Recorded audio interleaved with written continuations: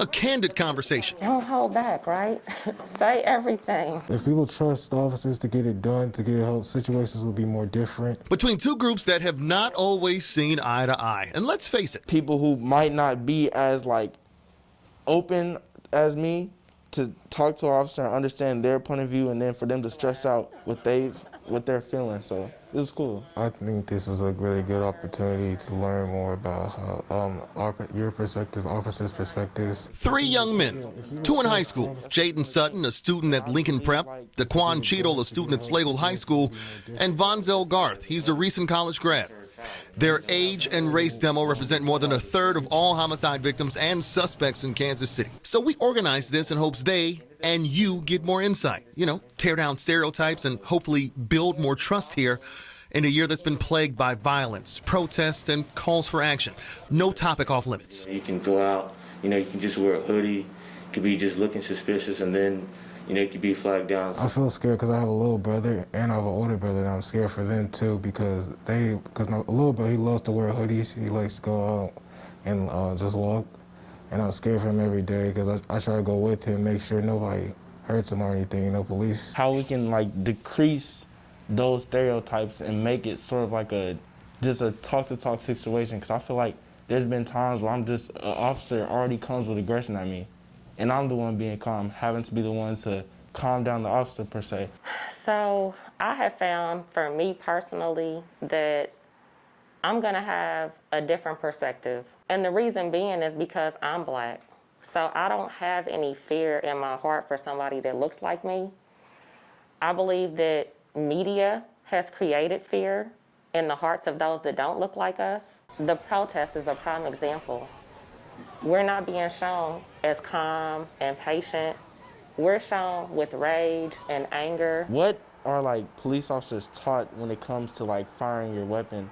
And I also want to know why aren't tasers and rubber bullets put in place over guns in situations like what happened in Philadelphia? I feel like, why wasn't he shot in his leg maybe to disarm him, or so he wouldn't, why was he shot and killed 7 times instead of just shot in his leg to fall down or something? So I cannot speak for that incident, but what I can speak to is what we're trained and how we're trained in Kansas City, Missouri, is if we are presented with a threat, we are supposed to stop the threat.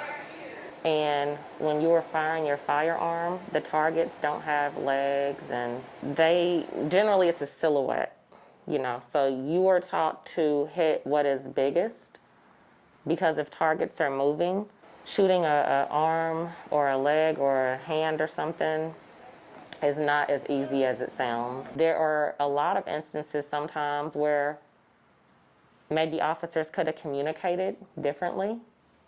I don't ever want to Monday morning quarterback someone shooting, but I know I've seen things and I've thought to myself, I think that could have been a conversation.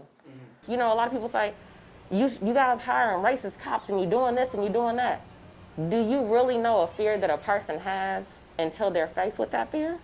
Because remember, the police academy is a controlled environment where actors are there to get you through your training, and you're not dealing with the public yet. It's like being in school. You know what I'm saying? When a teacher gets that certification and they're doing their little fake stuff and it's all nice, but when you get in that classroom at that high school level with them 9th graders, they gonna give it, the kids gonna give it to you. You gonna cry. There's been teachers that couldn't handle the real world. And I feel like it's officers the same way. I just feel like more people should know about the other side of the officers, and the officers know more about us. And they should be in the community more, just so less incidents will happen. So, is there any way you think we can do that? So right now we do have activities. I don't think it's far enough. To do something 2 times a year is not enough. Because first of all, you're not gonna reach everybody.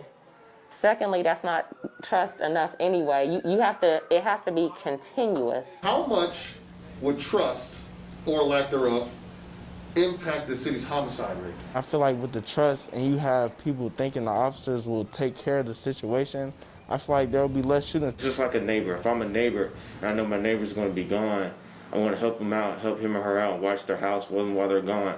It's just It's the respecting. I think the solvability rate would be a lot better if the community had more trust in the police department. I don't really know about that crime rate because people just do what they want to do.